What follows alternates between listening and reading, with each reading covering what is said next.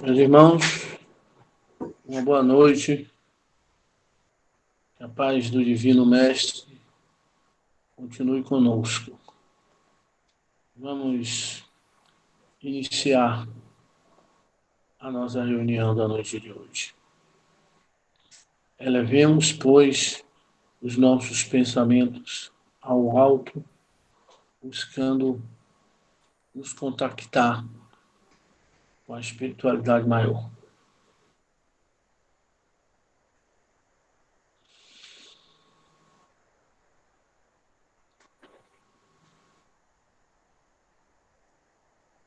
Pai nosso, que está no céu,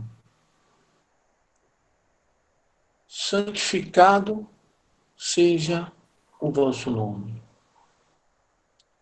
Venha a nós o vosso reino. Seja feita a vossa vontade, aqui na terra como no céu. O pão nosso de cada dia, dai-nos hoje, Senhor. Perdoai as nossas dívidas, assim como nós devemos perdoar a todos aqueles que nos são devedores. E não nos deixe, Pai, cair em novas tentações. Livra-nos de todo o mal, que assim seja. Amado Mestre Jesus, companheiro inseparável das nossas almas.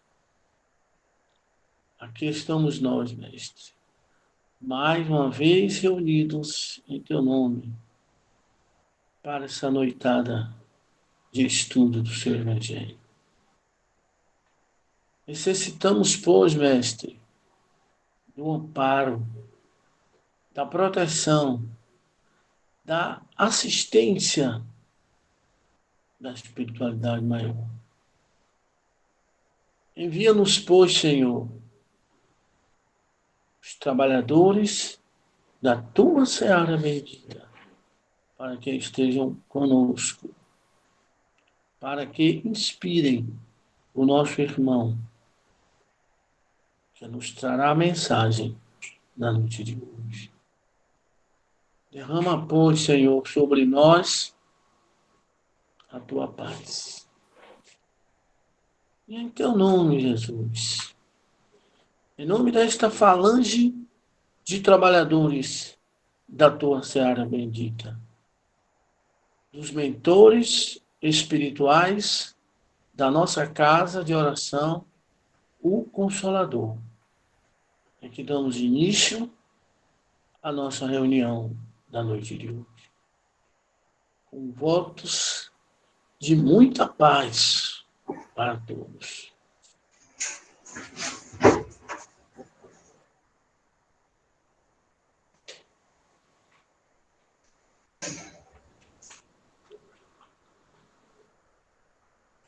Boa noite, meu irmão Marcel. Boa noite a todos, amigos. Agora é com você. Fica à vontade.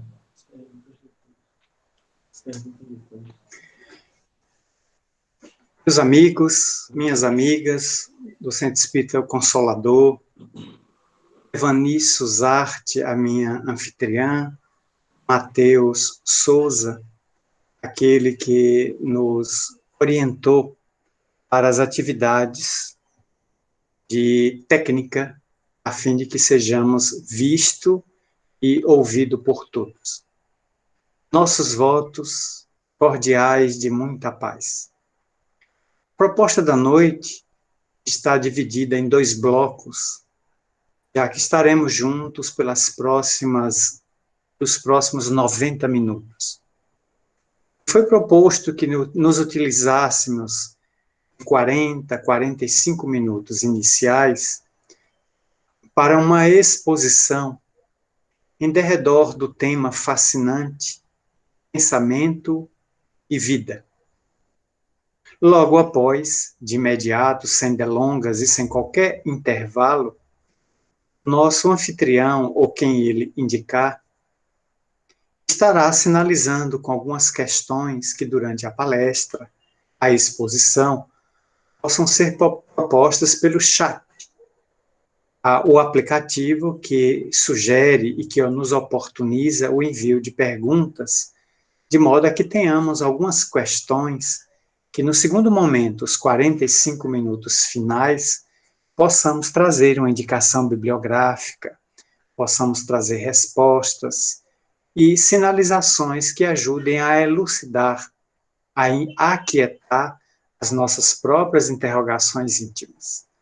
Dentro dessa proposta, estamos iniciando quase às 8h10, recordando que o ínclito codificador da doutrina espírita, Allan Kardec, pouco antes da sua desencarnação, um ano antes, legaria ao mundo o último livro que constituiria o Pentateuco kardeciano, a Gênese. Nesse livro terminal, um ano antes da sua passagem e regresso ao plano espiritual, o codificador faz uma análise científica sobre o aparecimento do universo, o surgimento da Terra, o aparecimento da própria criatura humana no teatro, na arena do globo terrestre. Naturalmente que nós temos dois aspectos que ali no livro estão enfechados, que merecem reflexões bastante profundas. A primeira é que nós temos a gênese material. De onde é que veio toda a matéria e que se constitui o universo? As galáxias, os planetas, as estrelas, os astros que circundam no infinito, e, consequentemente, o planeta Terra, com toda a sua exuberância de fauna e de flora, na qual estamos mergulhados para o desiderato evolutivo. É uma interrogação que passou a ter duas ou mais explicações.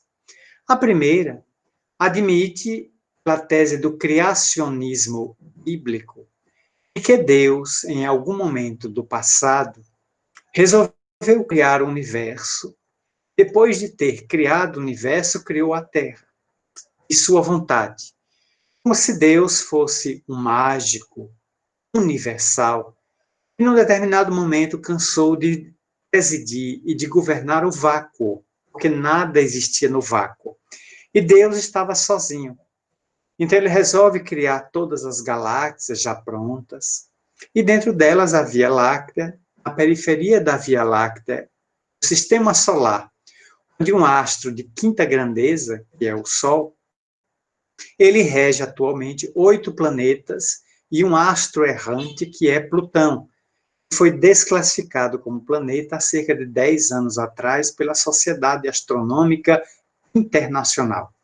Então, o sistema solar não tem mais 9 planetas, tem 8 planetas, e um astro equivocado, um astro subversivo, errante, além da órbita de Netuno, que é Plutão. Dessa maneira, o universo aparece e a Terra também, mas a Terra é disforme, só tem água. E aí o Criador prepara o cenário da Terra, e quando projeta nela animais, plantas e as condições propiciatórias e condizentes para com a vida, resolve trazer o principal habitante, a criatura humana. Então narra, conforme está na Gênese da Velha Bíblia, Velho Testamento, de que Deus, em algum momento, depois de perceber que tudo era maravilhoso, ele regeu a vida por 7 dias, 6 dias, e no 7º ele descansou. Pelo que determinadas doutrinas vinculadas às reformas protestantes de Martinho Lutero, hoje ditos evangélicos, mas já foram chamados de protestantes, de crentes, eles, uma corrente, os chamados adventistas do 7º dia, eles reservam esse dia para não fazerem atividade alguma. Ou seja, entre as 18 horas de sexta-feira e às 18 horas de sábado, o adepto desta corrente de pensamento adventista do sétimo dia não pode trabalhar, não pode fazer nenhuma atividade laboral, porque Deus teria santificado o sábado. E por ele ser santo, dia, naturalmente que você não pode fazer nenhuma atividade. Creio que muita gente da minha idade, ou um pouco mais velha, deve recordar que em Salvador existia uma sapataria, chamada Sapataria Santana. A Sapataria Santana tinha como proprietário um homem que era adventista do sétimo dia. Era muito curioso ver em Salvador esta sapataria, que não mais existe, em que ela funcionava de até sexta-feira muito bem. Na sexta-feira, às 18 horas, ela fechava e só reabria no sábado à noite. Então, ela perdia todo o sábado de venda de calçados, porque estava fechada, atendendo ao desejo do seu proprietário, que era adventista do sétimo dia. Isso nos leva, portanto, a uma tese inicial de que depois que Deus descansou, ele deixou na terra a criatura humana. E o primeiro homem surge sem vir de uma mulher.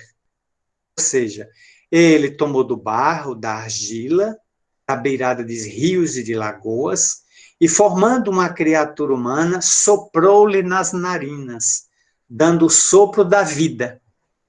E surge Adão. Adão era um exemplar masculino que vivia na terra.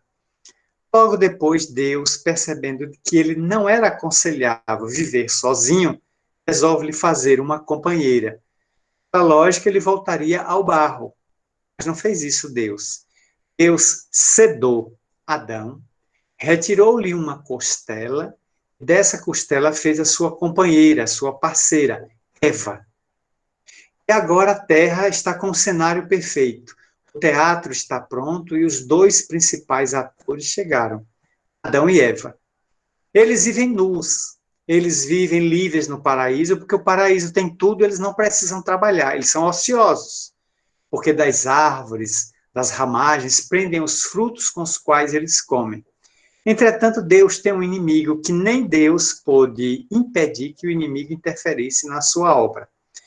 Satanás vem à Terra na forma de um anjo decaído, de nome Lúcifer, que lutou no céu para destronar Deus e tomar o poder do céu, e foi derrotado pelos irmãos. Lúcifer foi derrotado pelo arcanjo Gabriel, Rafael e Miguel, que o expulsaram do céu. E para azar nosso, esse anjo veio cair na Terra. Com tanto planeta para ele cair, ele podia ter ficado em Marte, em Júpiter, em Saturno, não. É que nós somos tão azarados, aqui para dar um toque de bom humor, que esse infeliz achou de cair na Terra. E ao cair na Terra, por ele ser um ser espiritual, portanto um anjo decaído, um anjo do mal, que se sublevou, que ficou insubordinado contra Deus, ele tinha que agir na Terra através de um médium. E foi achar a mediunidade de psicofonia numa serpente. A serpente era uma médium de psicofonia atormentada. Tomando a serpente, ele se acerca de Eva e diz a Eva de que existe uma árvore na entrada do paraíso que é portadora de um fruto da sabedoria. Essa árvore tem frutos muito bonitos, vermelhos, doces, mas que Deus impede de serem consumidos pelos dois únicos mortais, Adão e Eva. Mas se ele for consumido esse fruto, ele dará tirocínio, ele dará plenitude, ele dará entendimento sobre o bem e sobre o mal. Ele dará conhecimento a Adão e Eva.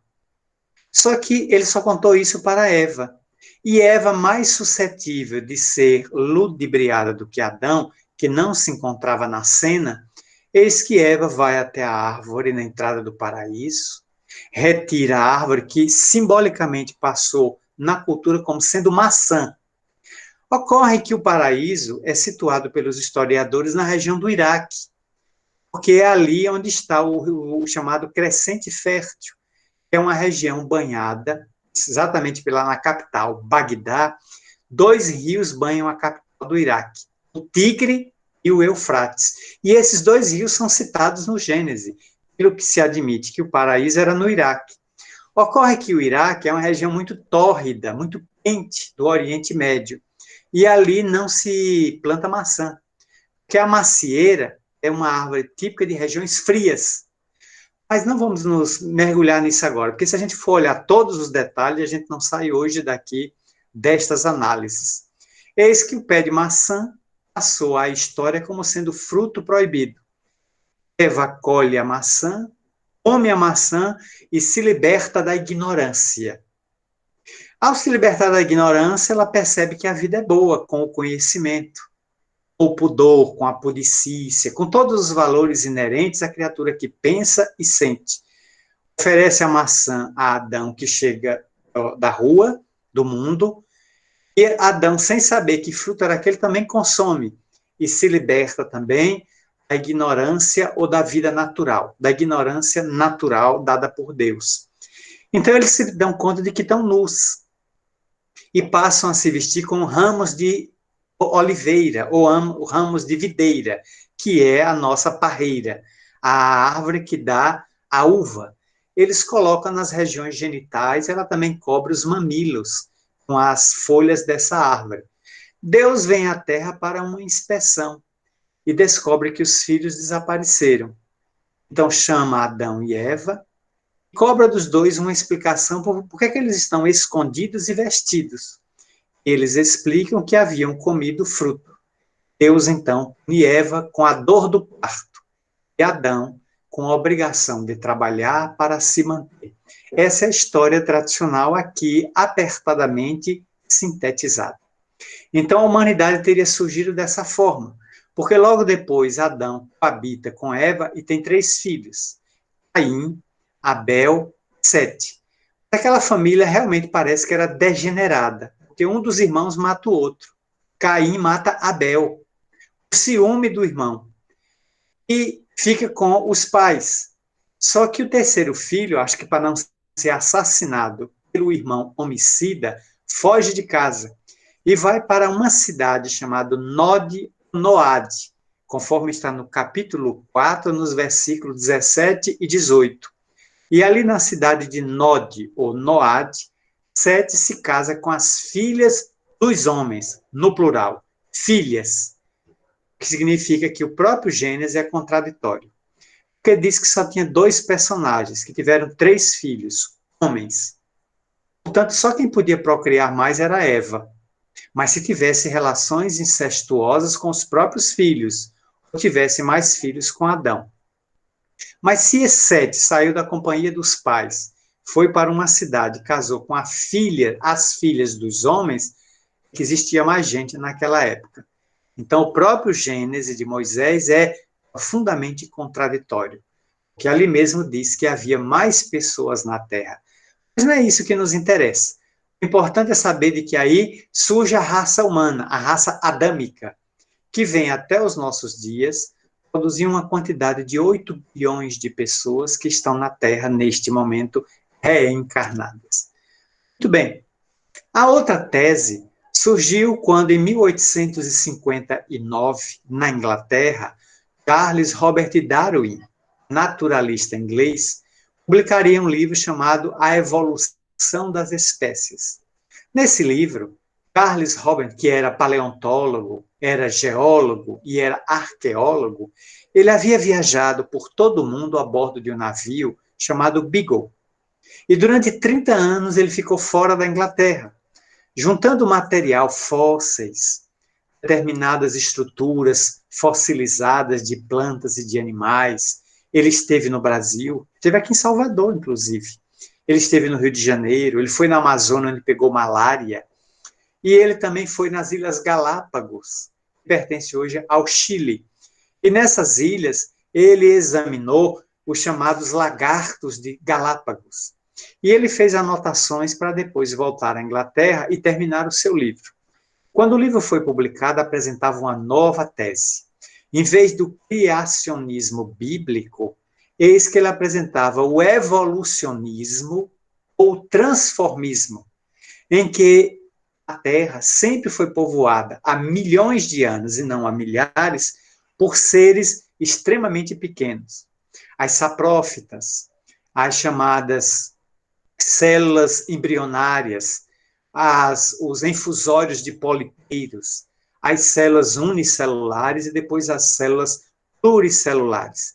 E destes seres nasceram todos os seres que nós conhecemos hoje, inclusive passando pelos dinossauros. Os dinossauros dominaram a Terra por mais de 60 milhões de anos, até desaparecerem após a queda de um meteorito que caiu no Golfo do México, gerando uma grande explosão e levando a Terra a uma era glacial, em que a Terra escureceu, perdeu contato com o Sol. Por termos entrado numa era de muito frio, que durou milhares de anos, todos os animais de sangue quente pereceram. Então foi o período em que os grandes sáurios, os dinossauros, morreram todos, virando artefatos debaixo do solo e alguns se desintegrando para constituírem as camadas petrolíferas da atualidade. São decomposições de animais e plantas trabalhadas pelo tempo a se transformarem no chamado ouro negro, que nós utilizamos hoje para a produção de gasolina, de diesel e de mais de 7 mil produtos derivados do petróleo. Muito bem. Charles Robert Darwin propõe que a humanidade veio desse evolucionismo, em que espécies mais simples deram origem a espécies mais complexas. Essa tese arrepiou a Igreja, que condenou o livro lançando no Index Librorum Prohibito, o índice de livros proibidos que não devem ser lidos pelos católicos. Hoje, completamente desmoralizada essa lista, porque tudo está na internet. As pessoas têm amplo acesso a qualquer tipo de livro que fale bem ou que fale mal dos postulados teológicos da Igreja Romana. Dessa maneira, nós temos duas teses, e a humanidade aparece na Terra. Portanto, temos a gênese orgânica. Nós temos que olhar a gênese espiritual. Sim, aí apareceu o corpo, mas de onde vem o espírito? É preciso, pois, uma investigação para entender como é que o espírito apareceu para chegar ao nível de intelectualidade que nós temos hoje. Segundo a doutrina espírita, segundo a teologia católica, inicialmente, o espírito é fabricado por Deus na hora da fecundação. Ora, na hora que um homem tem uma relação sexual com uma mulher, que o gameta masculino dispara na trompa de Falópio e encontra um óvulo e penetra nele o fecundando, o espírito aparece, o espírito nasce, mergulha naquele corpo, 9 meses depois esse ser completo está na Terra. Portanto, nós só temos uma existência, uma vida, uma única existência carnal. O espírito surge na hora da fecundação, ele desaparece da matéria na hora da morte. Seu destino está irrevogavelmente traçado depois da morte, onde ele tem 4 lugares para ele ir, segundo a teologia católica. Se ele cumprir os deveres durante a vida, sendo uma pessoa nobre e, sobretudo, cristã, ele vai para o céu. Se ele for budista, ele vai para o inferno. Se ele for maometano, ele vai para o inferno. Se ele for ateu, se ele for pagão, se ele for de qualquer outra doutrina, não o catolicismo romano, ele vai para o inferno. Porque ele tem que ser cristão. Como o cristianismo é uma doutrina de apenas 1,5 bilhão de habitantes da Terra atualmente, portanto é a primeira religião do mundo em número de pessoas, seguida do budismo, mais de 1 bilhão de budistas, e seguida dos muçulmanos, que tem quase 900 milhões de adeptos. Mas hoje a Terra, tendo aproximadamente 8,5 bilhões de pessoas, só 1,5 bilhão são católicas. O que eu estou querendo dizer? Que 6 bilhões, 500 milhões de pessoas estão condenadas ao fogo do inferno, simplesmente por não serem católicas. É a tese da teologia católica. Entretanto, se você não cumprir os seus deveres durante a vida, você foi indigno, você foi mau, você foi ignorante, você foi homicida, você vai para o inferno. No céu, você vai viver as delícias, sempre em companhia dos anjos, dos santos, dos arcanjos, dos querubins, de Deus e de Jesus. Mas do céu, você não pode mais sair. Você entra no céu e de lá você não sai. O céu é uma espécie de cárcere privado, e você não tem permissão de sair para atender a miséria fora do céu.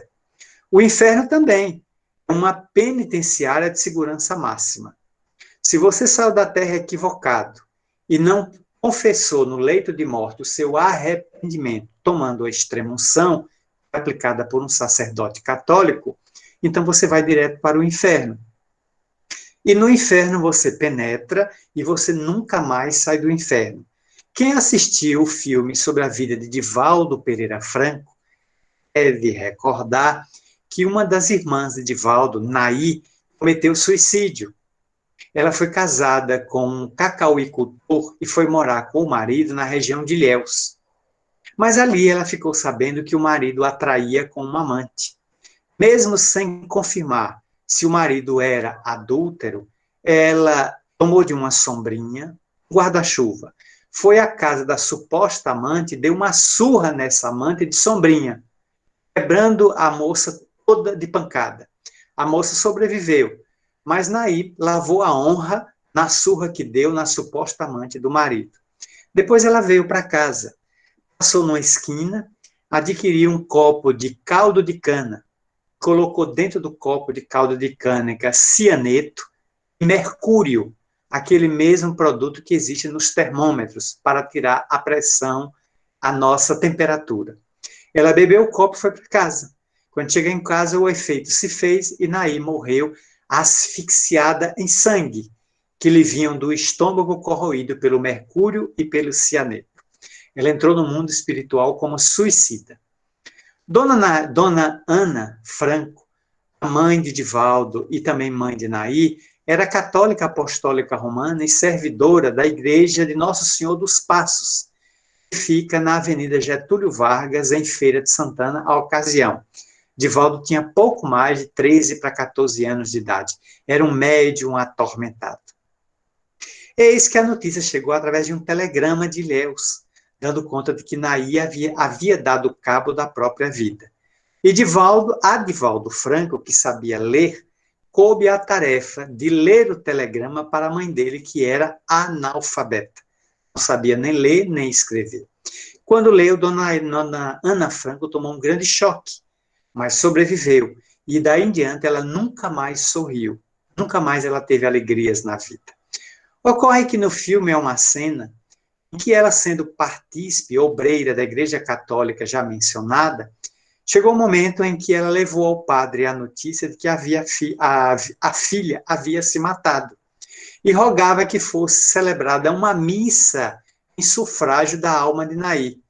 E a resposta que está no filme é hedionda, chega a ser vergonhosa para um sacerdote.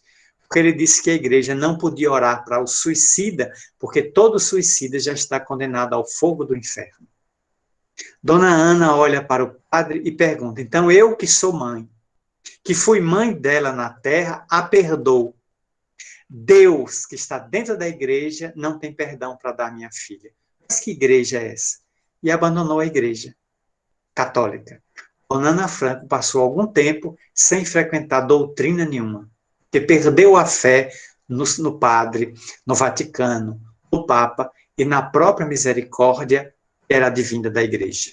Só que o filho, Divaldo, começou a demonstrar os tormentos da mediunidade e conseguiu arrastar a mãe para o espiritismo. E no espiritismo, Ana veio compreender de que a filha dela não estava morta.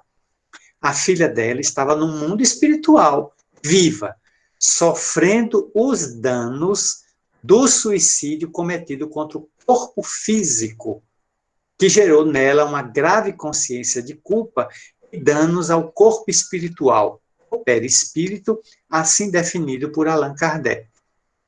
Muito bem. Dona Ana Franco desencarnou em fevereiro de 1972, aos 80 anos de idade, e foi internar a filha no mundo espiritual, que renasceu no Pau da Lima e viveu com Divaldo Franco até os 12 anos de idade. Depois ela desencarnou, porque era portadora de lábio leporino, ela desencarnou e já reencarnou-se de novo, estando atualmente reencarnada e sendo uma das trabalhadoras da Mansão do Caminho, seja, Divaldo conviveu com a irmã já em 3 corpos diferentes. A irmã Naí, a menina que viveu apenas 12 anos e atualmente a servidora e voluntária da Mansão do Caminho, que lá atua tendo seu nome no completo anonimato. Isso é muito curioso, porque demonstra que o espírito sobrevive à desencarnação e à morte, seja ela natural ou seja ela violenta, como é o suicídio, a tragédia, os acidentes ou o próprio homicídio. Mas o surgimento do espírito está dentro de um contexto de que, para a doutrina espírita, o espírito nasce, criado por Deus, simples e ignorante. Eu sei que muita gente está perguntando, sim, e os outros 2 estados? É o purgatório e o limbo. O purgatório é uma espécie de alfândega, onde você passa algum tempo, que as pessoas oram para você na terra, e depois de algum tempo tiram você do purgatório e remetem você para o céu. E o limbo é uma região onde só ficam crianças, psicopatas, pagãos e todos aqueles que não tinham a fé cristã nos moldes do catolicismo romano. Para o espiritismo, Deus cria os espíritos simples e ignorantes. Simples, porque destituído das complexidades do processo evolutivo. Ignorantes, porque baldos de conhecimento. E na viagem evolutiva, o princípio espiritual passa pelo reino mineral, vegetal, animal, até chegar ao reino hominal. No reino animal, hominal, ele ganha uma faculdade, o raciocínio, razão. Nos outros, ele conviveu com a sensibilidade, com o instinto, com a inação, com a atração. Mas é no reino hominal que ele aprende a pensar, a raciocinar. Portanto, daí em diante nasce o pensamento. O pensamento começa a ser uma expressão, começa a ser um apêndice da mente, que irradia em várias direções, sendo que o pensamento ele é transceptor, ou seja, ele tanto emite quanto recebe. À medida que você pensa, você está atingindo pessoas, coisas e situações. E na medida em que você também pensa, você é atingido pelo pensamento dos outros.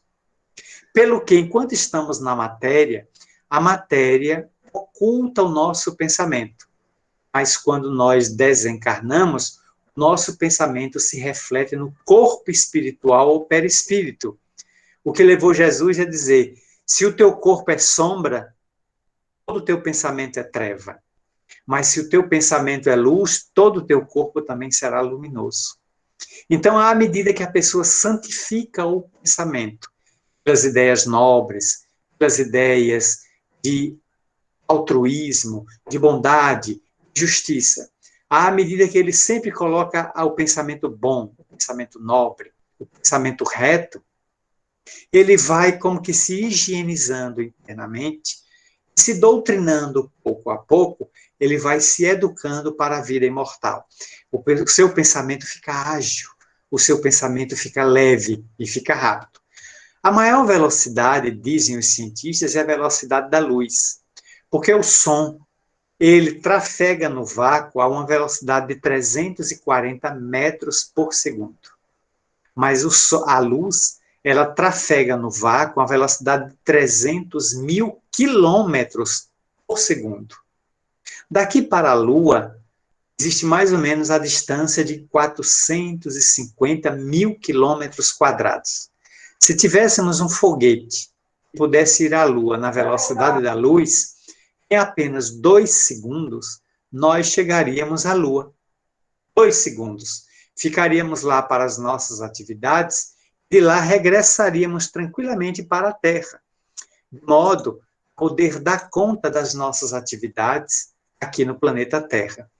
Entretanto, as naves mais poderosas da Terra andam a velocidade muito baixa, de cerca de 28 mil quilômetros por hora, os foguetes mais potentes.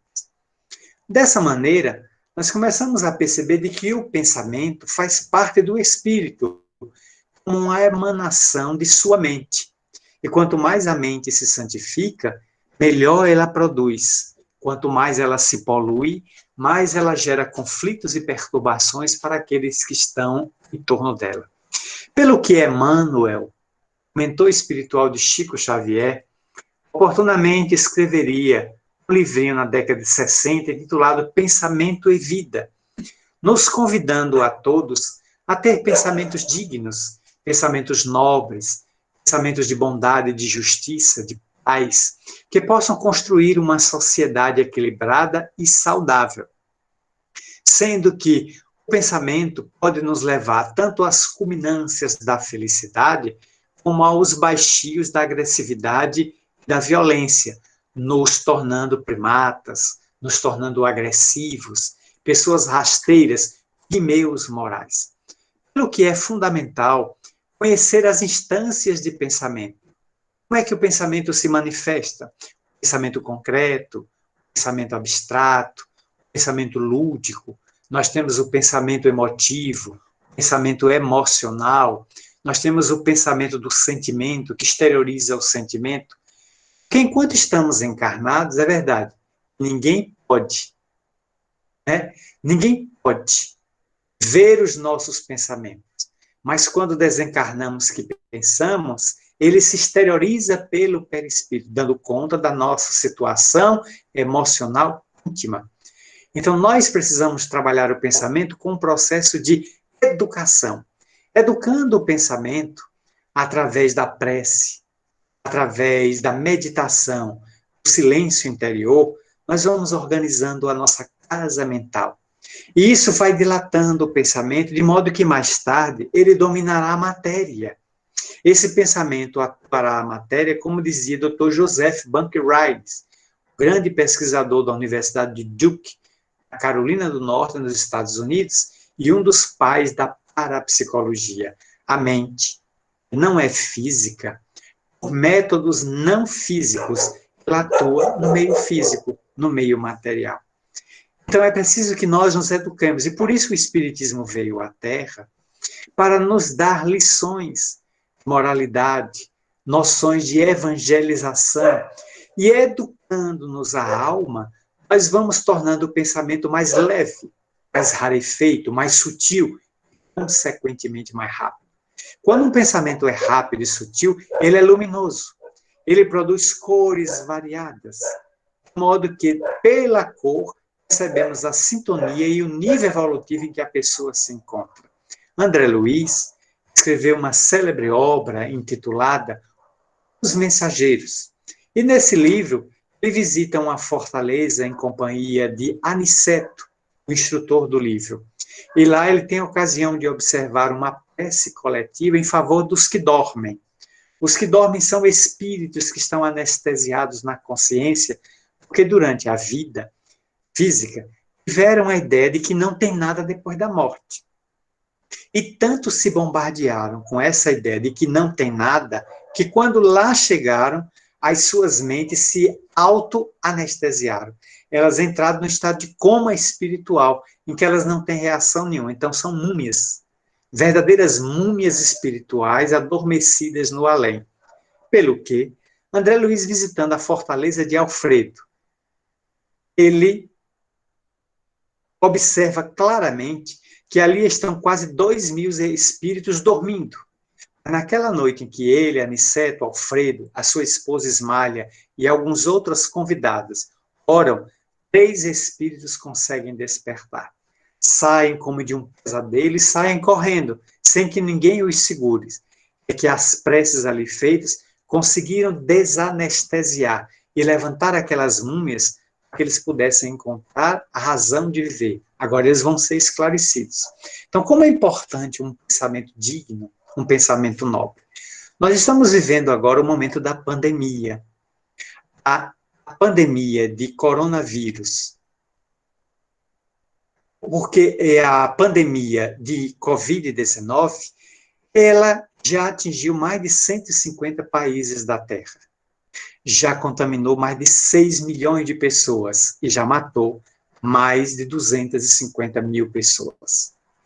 Isso significa que existe uma sintonia entre as mentes e o psiquismo do vírus, pelo que podemos também nos ajudar a aumentar a imunidade fazendo um trabalho de educação mental. não entrar na faixa de sintonia das enfermidades. Diz um brocado latino antigo, mens sana in corpore sano. À medida que educamos a mente, nós conseguimos blindar o corpo contra as enfermidades. E isso é tão notável que eu recordo Jesus. Se alguém se der ao trabalho de procurar nos 4 evangelistas, Marcos, Mateus, Lucas e João, algum versículo, algum capítulo que retrate Jesus doente, não vai encontrar nenhum. Não há uma só notícia que Jesus tenha adoecido, porque ele era saudável de dentro para fora. Portanto, ele nunca poderia ficar doente de fora para dentro. As doenças não encontravam nele conexão para se alojarem no seu corpo físico, causando a ele qualquer tipo de incômodo ou doença. Ele lidou com a massa de povo toda doente, mas ele não adoeceu, porque os vírus não encontravam nele campo celular para se aninhar, pela vibração mental de Jesus muito alta, que era superior à vibração virótica daqueles seres microscópicos. Não é o que está acontecendo na atualidade. Muitos de nós estamos adoecendo por causa de sintonia vibratória com o vírus, o medo, a histeria, o pânico. Tudo isso leva a baixa imunologia, a baixa do nosso sistema imunológico, criando condições propiciatórias para que o morbo virótico penetre em nós e nos contamine, nos adoecendo e muitas vezes gerando óbito. Eis que o Espiritismo, proclamando as duas gêneses, material e espiritual, se refere ao pensamento como símbolo de vida. Aquele que pensa está vivo, e não poderemos ser mais destruídos, porque nós somos imortais, então nada mais pode nos destruir. O corpo físico que temos, sim, esse desaparecerá tragado pelas voragens do tempo, pelas enfermidades, qualquer outro problema.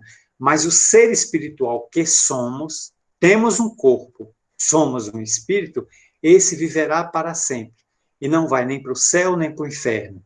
Vai para o mundo espiritual, onde internamente elegerá o seu céu, o seu inferno particular, de acordo com as obras que lançou no mundo. O que equivale dizer, para encerrar, de que toda sementeira é livre, mas toda colheita é compulsória, de modo que cada um dará conta apenas daquilo que plantou. Rosas hão de nos perfumar, e espinhos hão de nos ferir as mãos. Que cada um cuide, pois, do teor dos seus pensamentos, a fim de que eles sejam os mais luminosos possíveis a caminho da plenitude. Aguardemos agora as questões que porventura tenham sido formuladas.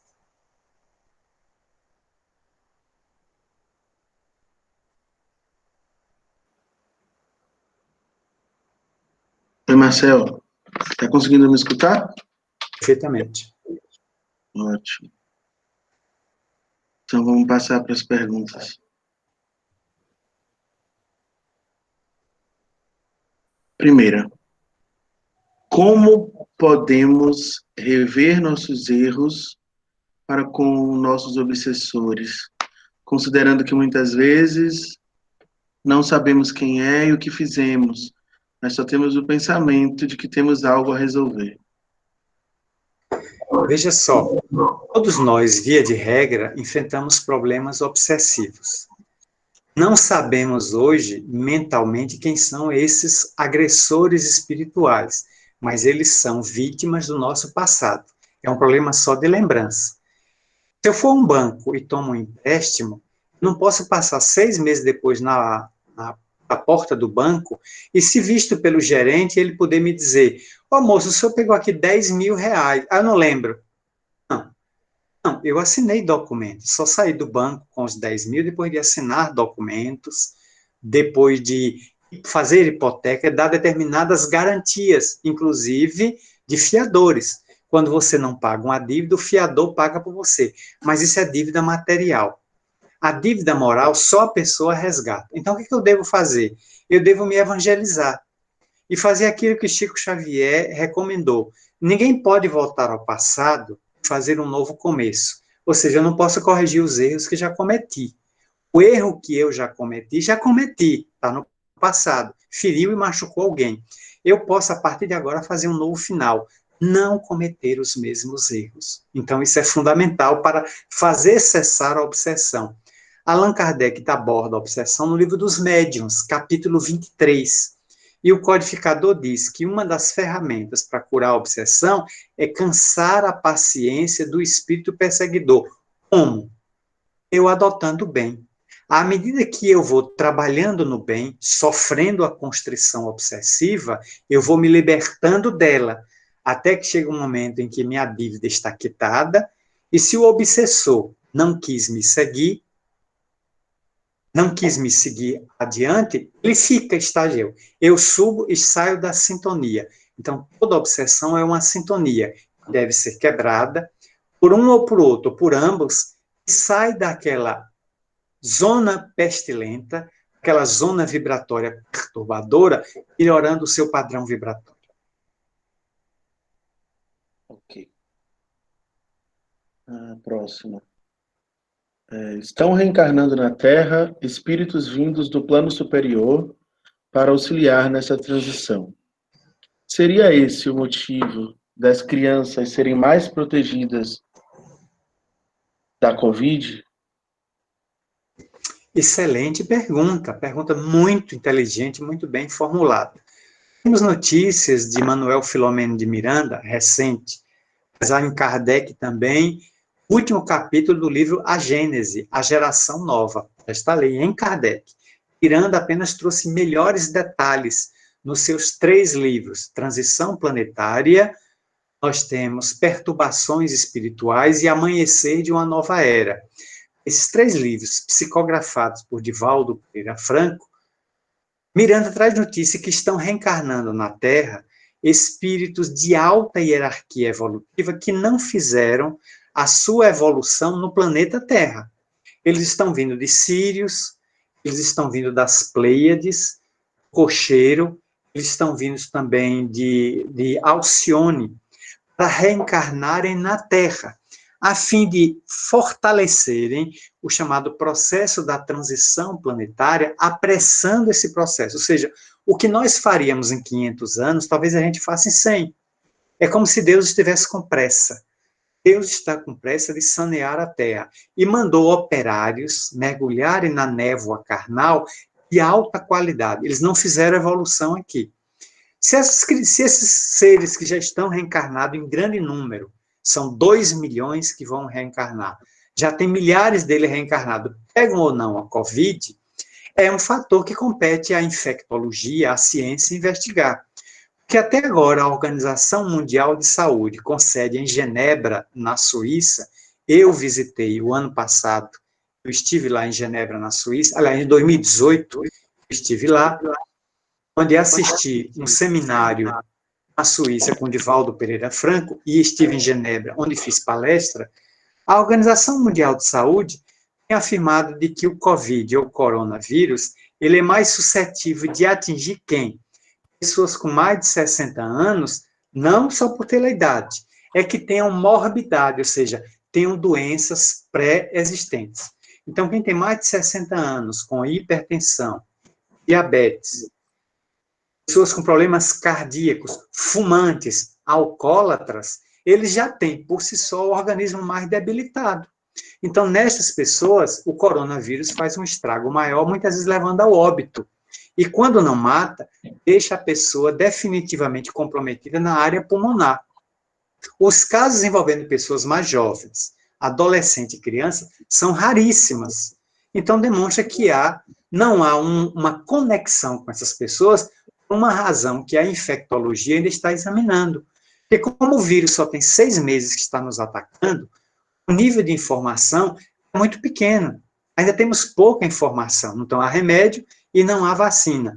Então, aguardemos que a ciência possa se pronunciar, porque a evolução pode ser uma informação, pode ser um aspecto que blinde esses espíritos contra o coronavírus, a fim de que eles não saiam da matéria antes da hora e antes de realizar a tarefa para a qual estão reencarnados. Ótimo. Tem uma pergunta um pouco longa aqui. Faça uma síntese. Vou tentar. Uma pessoa que esteve na Congeb assistiu uma palestra que você ministrou com o tema 1 minuto com Jesus. Ficou muito emocionada e pergunta: como não deixar a falta de oxigênio adentrar a minha mente, me deixando tonta? Sofro de ansiedade. E às vezes é muito difícil conectar esse pensamento que tanto falam, pensamento que funciona a vida. Teria alguma dica? Perfeitamente. Se você sofre de ansiedade, você não é única. Toda a sociedade brasileira está ansiosa, porque estamos presos em casa há 80 dias. E todos os prognósticos dão conta de que agora em junho não vamos ser libertados, não.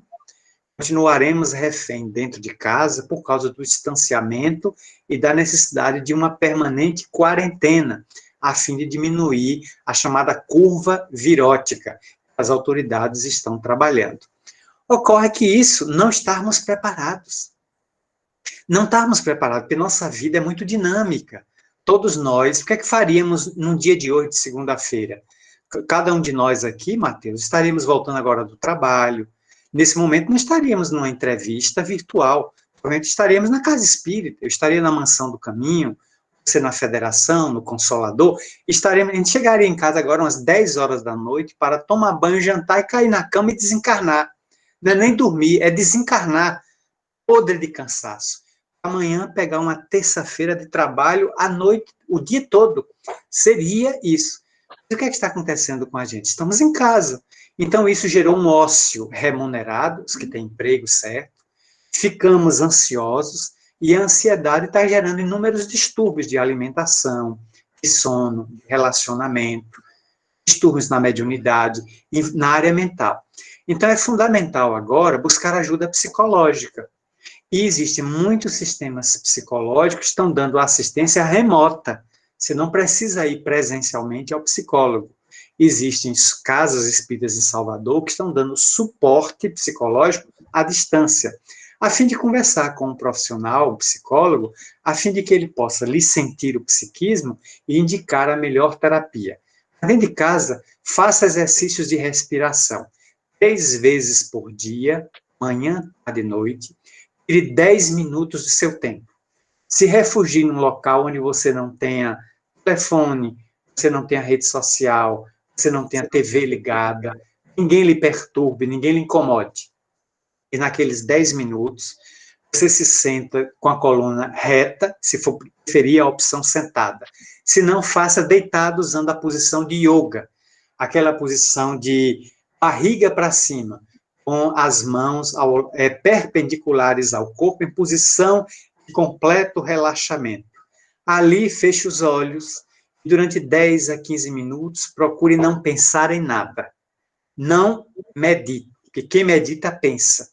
Esqueça o pensamento, né? Não faça reflexão, nem concentração, nem meditação.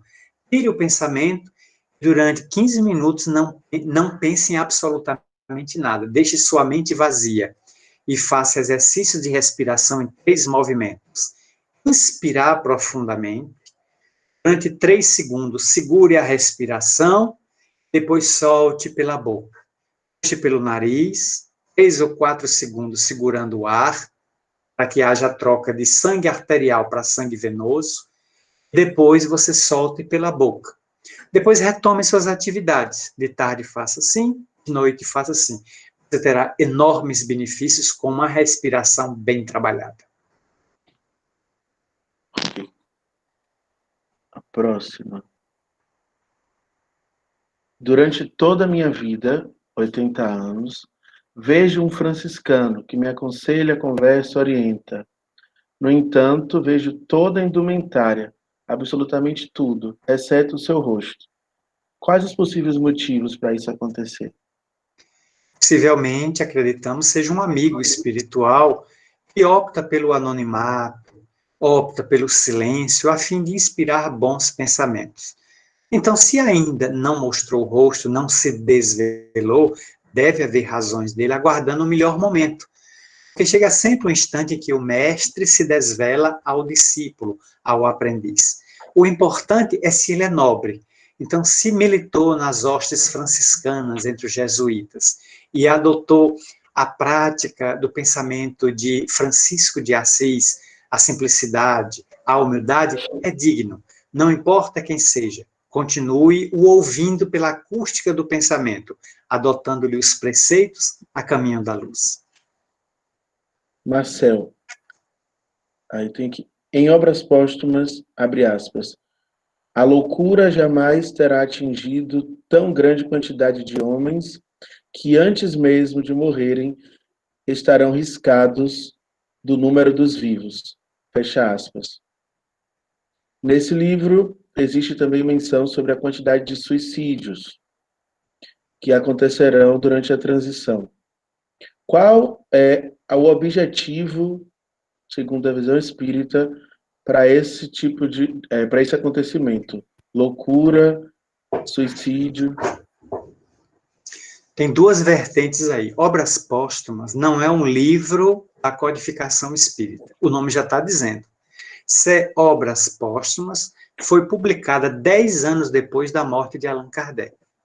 Eram rascunhos, eram pensamentos, eram ideias que Kardec tinha sobre a sua mesa, sua escrivaninha de trabalho, a sua residência em Paris, e que os amigos, sob a orientação da sua viúva, Amélie Baudet, que estava reencarnada, ela forneceu esses papéis para os amigos que sobreviveram, entre os quais Gabriel e Alexandre Delany, e eles publicaram este livro com os últimos escritos do codificador. Eu tenho minha dúvida se Allan Kardec queria que esse material fosse publicado, porque ele não foi consultado. Você pegou o material que estava em cima da mesa dele, onde Kardec analisava tudo, e o publicou. Ali tem muita coisa extraordinária, excelente, mas tomemos cuidado com esta ou aquela posição que Kardec não havia referendado ainda como material doutrinário, ou seja, como conjunto para juntar aos princípios da doutrina. Mas nessa profecia que Kardec faz, está perfeita. Estamos vivendo tempos de pandemia. Portanto, encontramos a loucura sobre muitos aspectos. Não é só o louco que se debate na câmara prisioneira, dos manicômios, dos nosocômios, das casas de saúde mental, atormentado pela camisa de força e sedado pelo ampliquitio, pelo Valium, pelo Líbrio, pelo Quiátreo, por outras medicações que o levem ao torpor, a fim de deter a sua loucura. Esse é um aspecto de loucura. Hoje nós temos muita gente louca comandando os países, tem gente louca comandando os estados, tem gente louca comandando os municípios, tem determinadas autoridades de Brasília que perderam completamente o juízo. E a gente nem imagina que eles são loucos, né? Eles são meio psicopatas, porque todo dia eles dizem algo contrário ao próprio Ministério da Saúde e à Organização Mundial de Saúde. Porque estão saudáveis, empurram os outros para as doenças, aparentemente saudáveis, mas parecem estar desconectados da realidade. É um tipo de loucura, que a pessoa tem a sanidade dos seus atos, mas conspira contra a correnteza do rio, indo ao contrário. E o índice de suicídio é alarmante. Estamos convivendo com índices verdadeiramente pandêmicos. Porque se a cada 40 segundos, dizem as estatísticas, uma pessoa tenta suicídio, e a cada 1 minuto e meio, uma pessoa tenta e consegue, nós temos mais de 1,5 milhão de suicídios por ano na Terra. Por ano na Terra. 1,5 milhão. Onde vai tanta gente que se mata? Então, não é um problema mais de segurança o suicídio. O suicídio é um problema de saúde pública. Tem que haver um tratamento, uma política pública voltada para as pessoas que estão se matando, se autodestruindo. Então, Kardec já fez a previsão, ali em Obras Póstumas, e hoje estamos vivendo essa realidade. Pelo que a Casa Espírita pode ser já um excelente hospital de saúde mental, convidando as pessoas a uma reflexão, como agora estamos fazendo por via virtual, a fim de que nós possamos nos vacinar contra a ideia suicida, que pode acometer qualquer um. Marcel, por que uma pessoa que lê, estuda e tem no pensamento aquele conhecimento da doutrina não consegue passá-lo da maneira que sabe e que pode fazer. Você tem duas situações. Existe uma deficiência chamada déficit de atenção. E somente estudos muito sofisticados, feitos por psicólogo ou psicanalistas, com o apoio de neurologistas, pode determinar até onde o déficit de atenção é evidenciado na pessoa. Então, tem pessoas para quem você repete a mesma informação 3 vezes e ela está aérea. Ela parece que não está ali, está na sua frente, mas não consegue ouvir a informação. Então, ela não capta.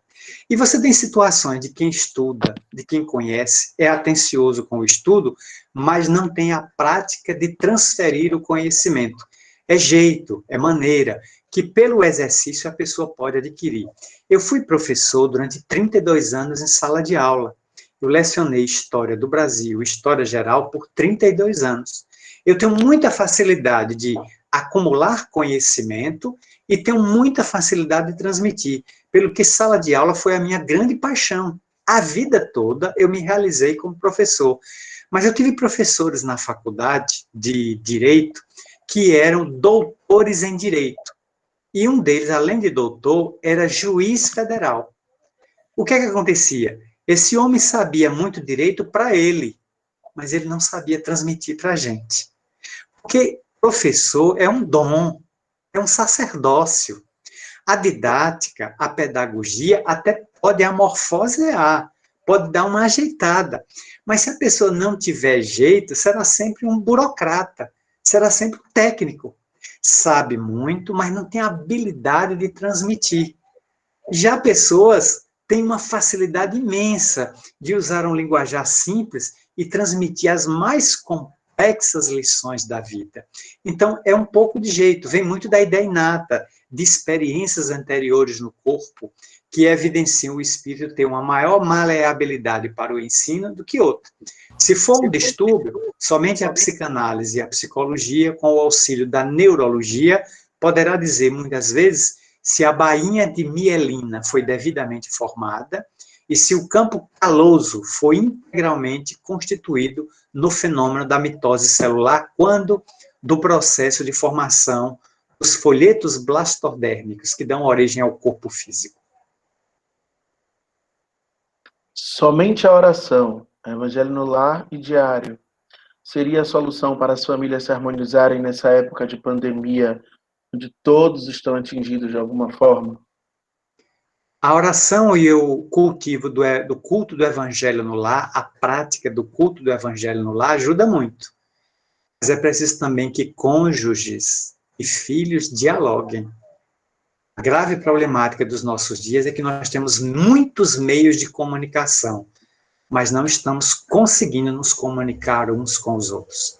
Chacrinha, o célebre velho guerreiro, já dizia: quem não se comunica, se trumbica. É uma expressão do programa dele. Então, de que adianta eu ter WhatsApp, eu ter Facebook, Instagram, Twitter, Tinder, isso, aquilo, mas eu estou sempre me comunicando com pessoas do ponto de vista virtual. Mas agora, com a pandemia, olhemos a lição que a divindade e o vírus estão nos trazendo. Com a pandemia, nós estamos dentro de casa.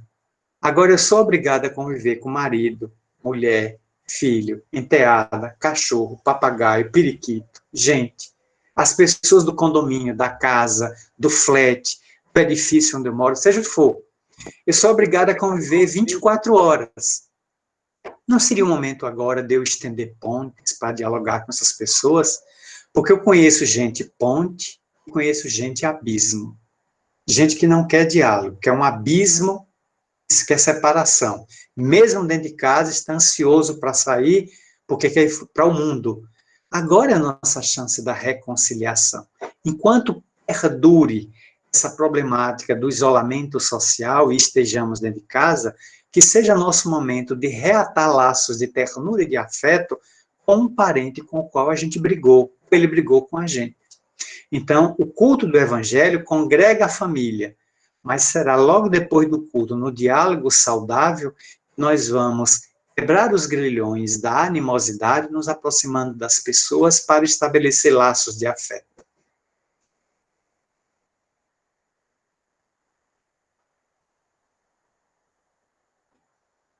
Eu não estou lhe ouvindo, Mateus. Está me ouvindo agora? Agora sim. Tem uma pergunta de uma criança de 9 anos, Marcelo. Ele está perguntando por que Jesus permite que espíritos do mal obsediem crianças.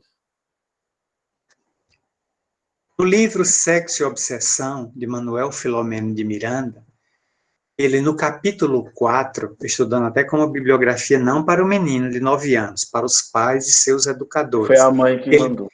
A mãe vai entender melhor, ele não. Então, para a mãe, que é a grande educadora, a primeira mestra que todos nós temos na Terra, sugerimos examinar o capítulo 4 do livro Sexo e Obsessão, de Manuel Filomeno de Miranda, psicografado por Divaldo Pereira Franco. Título do capítulo: A Obsessão na Infância. Miranda visita uma escola onde atua o padre Mauro, personagem do livro, o padre pedófilo. E parte das crianças que brincam no pátio são obsidiadas. Miranda ficou impressionado com aquilo e perguntou: mas por que eu estou vendo tanta criança obsidiada para lá e para cá, com os seus verdugos desencarnados do lado? E Anacleto, o instrutor do livro, exclama de que criança é uma fase do corpo. Porque como espírito eu sou velho, eu sou antigo. Eu tenho milhões de anos de vida. Meu corpo só tem 55 anos de existência. O seu tem 9 anos, sua mãe pode ter 40, 45, 50 anos. O corpo dela. Então, nós somos pessoas, espíritos imortais, que ontem criamos desafetos e adversários. Agora, reencarnados, esses adversários que ficaram no além tornam-se os nossos inimigos. E eles não querem saber se eu estou na fase infantil, na fase de adolescência, de mocidade, de madureza ou de velhice. Eles estão movidos pela vingança e pelo ódio. Então, eles partem para cima de mim, com todos os recursos que eles tiverem para me atormentar. O fundamental é eu descobrir a obsessão e tratá-la, segundo a terapia indicada pelo codificador, no capítulo 23 do Livro dos Médiuns, valendo do passe, da água magnetizada, da evangelização da pessoa, para que saia da conexão obsessiva e possa gravitar para estágios mentais melhores. Marcel, algumas pessoas estão com pensamento de pânico. Como ajudá-las sem que se ofendam? O pânico é uma exacerbação do medo. Nós falamos muito hoje em dia na chamada síndrome do pânico, entre os quais um dos homens mais conhecidos do Brasil é o padre Fábio de Mello. Ele recentemente fez um vídeo de pouco mais de 20 minutos, em que ele declarou que está sofrendo muito a reclusão dele no interior de São Paulo, onde ele vive, com outros sacerdotes, porque ele descobriu que tinha síndrome do pânico num voo que estava chegando a Fortaleza, onde ele ia fazer um show. Então, quando ele estava dentro do avião, veio a crise. E ele foi o último a sair do avião, foi levado direto para um hospital. Ali ele foi medicado, depois ele foi para o hotel, e no hotel ele deu outra crise, foi medicado de novo. Depois ele foi e fez o show, voltou para São Paulo e foi ao médico. O médico descobriu que ele estava com síndrome do pânico crônica, num alto grau. E até hoje, ele que é depressivo, ele também tem síndrome do pânico. Ele trata de uma de outra problemática. Ou seja, o pânico é quando o medo é exacerbado. Tem muitas causas. Tem causas genéticas, tem causas emocionais, causas espirituais, psíquicas, reencarnatórias. Tem várias. Somente um tratamento psicológico, visita a um psicólogo, ou a um psicanalista, ou a um psiquiatra, a um psicoterapeuta, poderá levá-lo a descobrir de onde nasce, quais são as matrizes do meu pânico, e algumas podem ser eliminadas, erradicadas, devolvendo a pessoa ao equilíbrio. Em outras circunstâncias, é tão grave a situação que exige o uso de medicação para devolver à usina mental determinados neuropeptídeos ou neurotransmissores que são responsáveis pelo reequilíbrio, a dopamina, a serotonina, a luliberrina, a ocitocina e outros.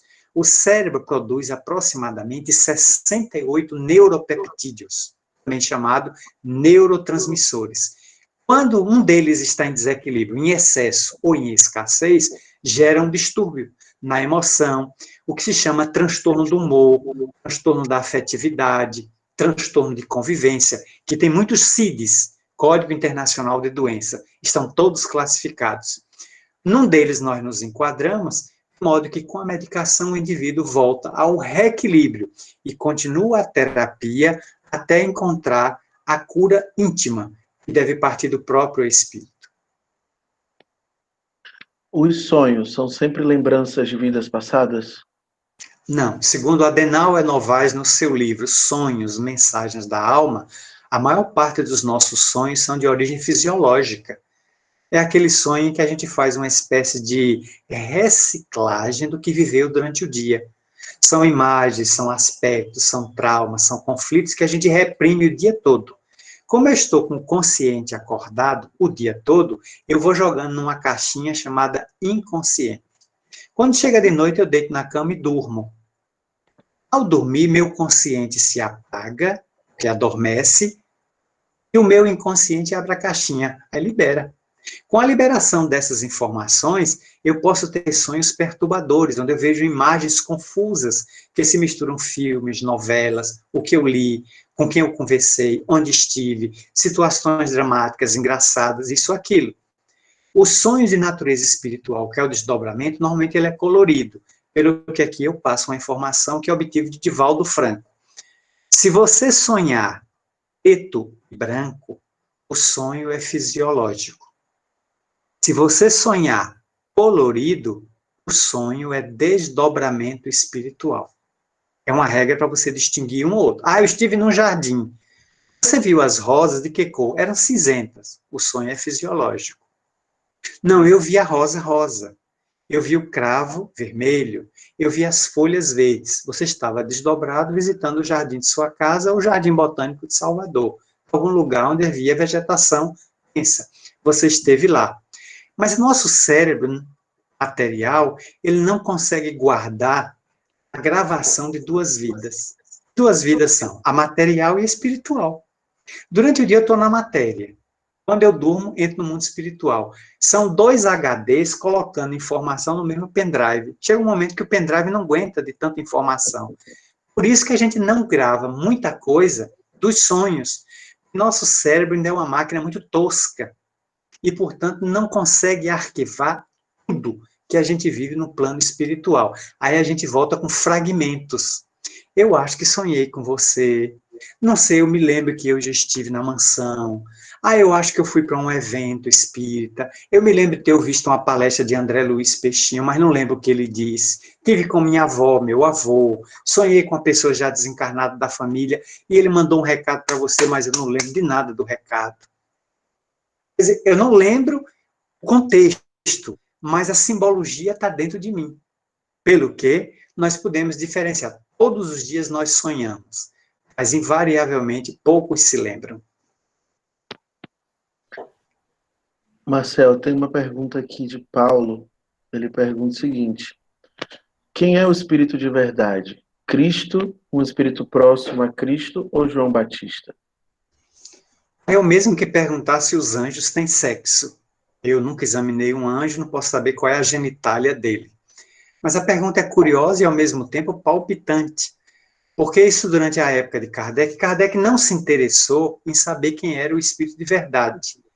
Admitindo pelos seus atos e pelas suas falas sempre nobres que era a entidade mais evoluída daquele grupo da codificação. Estava acima de todos. No século XX, especialmente nos últimos 40 anos, surgiram várias discussões. Alguns admitem o próprio Jesus. Outros admitem que era João o Batista. E outros que era João o Evangelista. Não sabemos quem seja. O que se sabe é que é uma entidade de alto coturno, de alta evolução, que pairava acima de todos. Estava acima de todos. Se era o Cristo ou não, isso é de só menos importância. O importante é o material espírita que foi trazido. nos mostrando um caminho que esclarece o problema do ser, do destino e da dor. Ok. Qual a prova mais perigosa? A miséria ou a riqueza? Está no livro dos Espíritos. Eu nem vou responder para dar o gosto da pessoa examinar o livro dos Espíritos, onde Kardec, na quarta parte, perguntou qual das duas provações, ser rico ou ser pobre, é a mais dolorosa, a mais desafiadora. A resposta é tão maravilhosa que eu fico aqui. Aguardem cenas dos próximos capítulos. Vamos lá. As pessoas que devem desencarnar pela Covid-19 já nasceram com fatores potencializadores para isso, independente da sintonia? Mateus hoje só tem pergunta extraordinária. O público está afiado como uma lâmina. Mas isso é fascinante. Parabéns a todos. Olhe, todos nós nos reencarnamos com certas predisposições. Eu apelidei de gatilho. Nós nascemos com certos gatilhos que são mais suscetíveis de algumas doenças do que outras. Mas esses gatilhos só se manifestam na vida e durante uma vida sob determinadas condições. Vamos aqui ilustrar. Uma pessoa reencarna, como Divaldo, com predisposição à lepra. Ele próprio já disse isso em várias palestras. Desde que ele ouvia falar de lepra em Feira de Santana, ele tinha tal horror que ele desmaiava. Divaldo, criança, ele desmaiava se dissessem a palavra lepra na frente dele. Pelo que se criou um eufemismo. Olha, fulano de tal está com aquela coisa. Aquela coisa era lepra, não podia dizer. Então ele veio para Salvador com esse estigma. Falou a palavra lepra, ele dava uma crise e desmaiava. Quando chegou aqui, ele teve uma experiência em Salvador, em que ele foi visitado pelo espírito Jesus Gonçalves. É a palavra Jesus com o acento. Não é Jesus, não é Jesus, não. Jesus Gonçalves. Jesus foi um poeta e escritor de Minas Gerais, mas veio a morrer no leprosário de Pirapitingui, interior de São Paulo. Ele desencarnou totalmente desconfigurado, desfigurado pela lepra. E arrancou dele as mãos, as falagens dos pés, arrancou as orelhas, o nariz, parte do nariz dele caiu. Ele desencarnou inteiramente desfigurado. Desencarnado, ele apareceu a Divaldo numa tarde que Divaldo orava e disse: Divaldo, eu queria lhe fazer um convite. Qual é? Se você poderia visitar aqui em Salvador os nossos irmãos rancenianos do leprosário de Águas Claras, já não mais existe no bairro do mesmo nome. Vá lá, porque todos eles estão carpindo dores terríveis. Eu tive lepra. Se apresentou leproso. Divaldo teve um susto e veio o espírito. Depois ele alterou o perispírito e o espírito ficou todo luminoso. Aí Divaldo disse: olha, me peça qualquer coisa. Me peça, por exemplo, para ir à Lua pedalando uma bicicleta Monarch. Me peça para subir o Pico Everest carregando um saco de cimento de 50 quilos nas costas. Mas não me peça para ir ao contato com leprosos. Aí o espírito Jesus Gonçalves fez a seguinte colocação: Divaldo, eu estou lhe pedindo para você ir lá, para você não ter que ir a lá. Divaldo disse que foi na hora. A primeira oportunidade que teve, ele foi, fez a visita, levou solidariedade. Nunca vi uma opinião se modificar tão rapidamente com um argumento desse tão sólido. Em vez de ir para lá, Divaldo foi lá. Visitou os enfermos, levou até o leprosário fechar. Então, a predisposição. Mas o gatilho pode disparar ou não. Veja que Divaldo nunca teve lepra. Ele já teve pneumonia, ele está com 3 hérnias de disco, já foi cardíaco, mas Hansen não. Então, há organismos mais predispostos a uma doença do que outros. E isso tem também fator evolutivo. Há espíritos mais propensos a uma doença por causa da condição mental mais perturbadora, mais inquieta, e há espíritos que conseguem passar pela pandemia sem contaminação nenhuma. Vamos lá. Algumas pessoas transitam entre a introspecção profunda e um momento de alegria enorme na velocidade de um pensamento. Como trabalhar o pensamento no sentido de coibir que isso aconteça? educando-se. Que eu já conheci pessoas que eu fui a um circo aqui de Salvador, estava se apresentando ali ao lado do Shopping Guatemi, hoje Shopping da Bahia. E hoje ali tem vários prédios, existia um espaço vazio onde circos eram situados, hoje ficam na paralela. O circo que se apresentava era o circo de Marcos Frota, o ator que também é dono de um circo. E ele estava se apresentando ali. Eu assisti o circo e ao meu lado estava uma mocinha loira, acompanhada de um familiar, mas ela dava enormes gargalhadas. Ela riu a apresentação do circo todo. 1h30 depois que o circo terminou, nós saímos do fundo, uma porta que estava no fundo, e ela foi buscar o carro dela, ela parou, e a familiar entrou pela outra porta, essa moça deu uma crise de choro tão convulsiva que eu fiquei com pena da bichinha. Não entendi nada. Durante 1h30 ela estava num show do circo, rindo às escâncaras.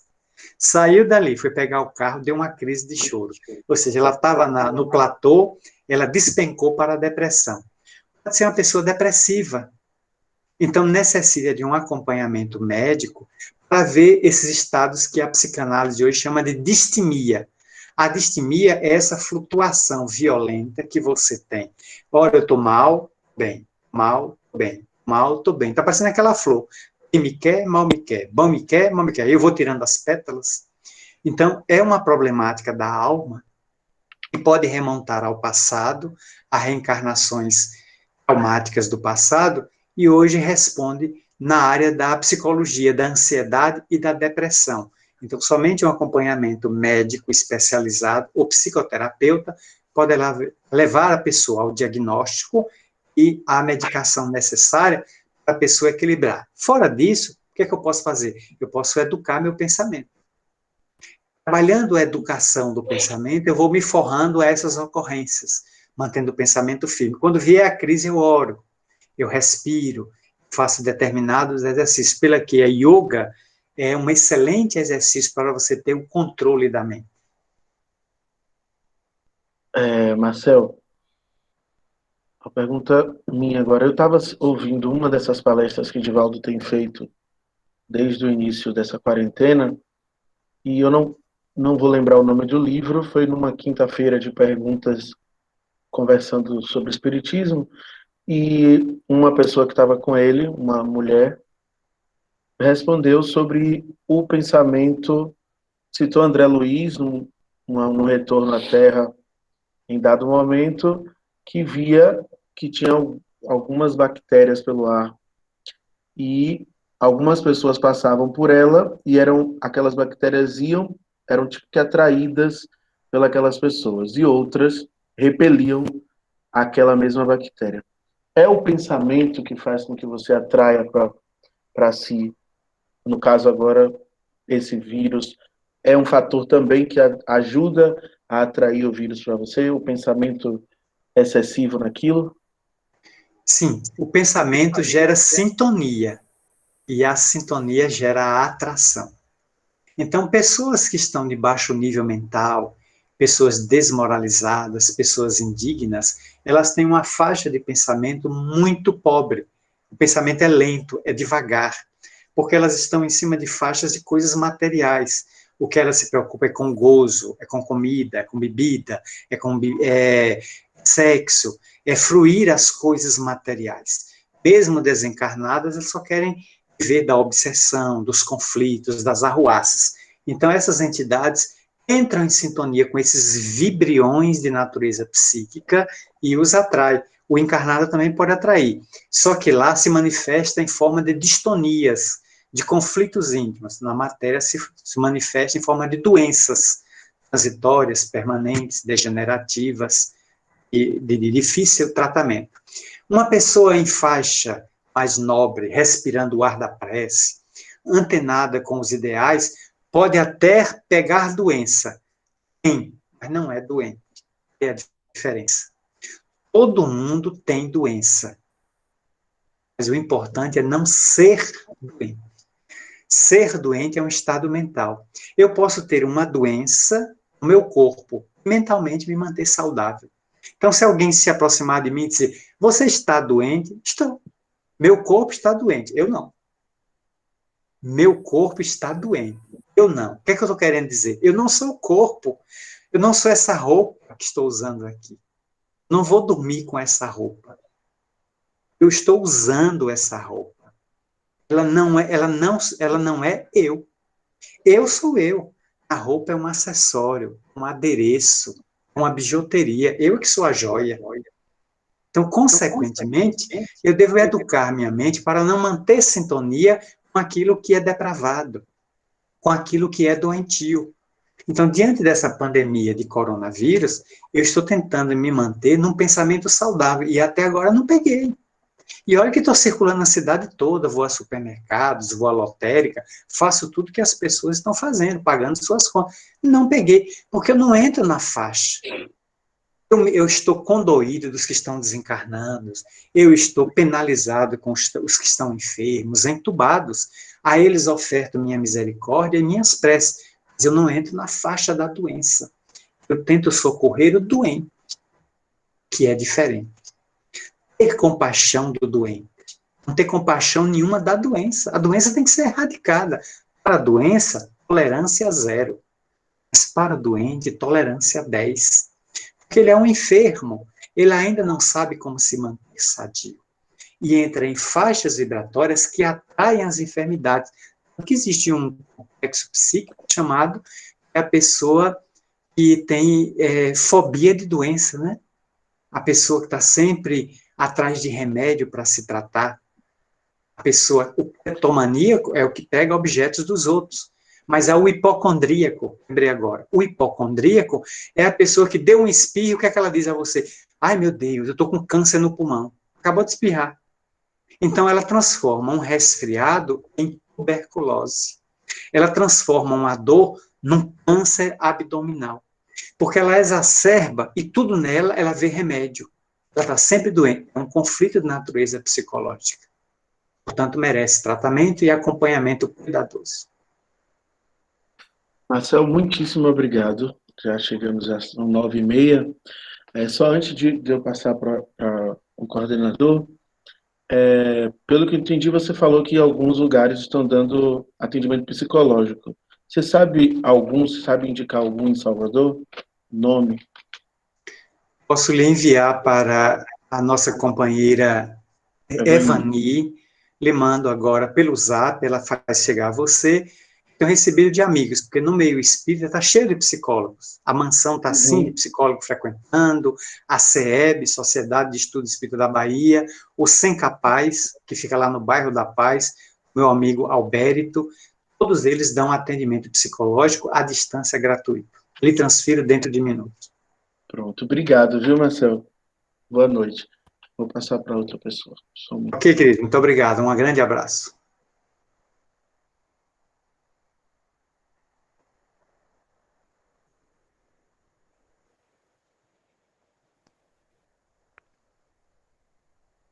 Companheiro, primeiro agradecemos a espiritualidade maior por ter me assistido e lhe agradecemos pela essa belíssima explanação. Agradecemos em nome do Consolador. Muitíssimo obrigado. Que Deus lhe abençoe, viu? Você continuar esse trabalho. Agradeço o honroso convite. Meus irmãos, infelizmente, vamos ter que encerrar, né? Por nós, ficaremos a noite toda, mas horário é horário. Nossa irmã Emília, fazer a prece de encerramento.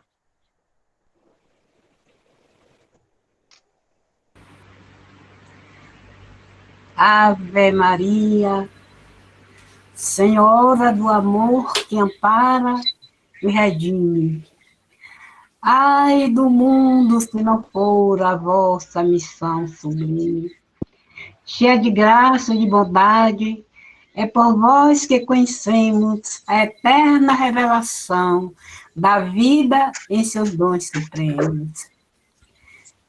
Mãe, nesse momento de joelhos espirituais, nós te agradecemos por todas as bênçãos que temos recebido das vossas mãos liberais. Agradecemos por tudo e por todos nesse momento. Muito obrigado. Que Jesus vos ilumine e vos abençoe. Pronto.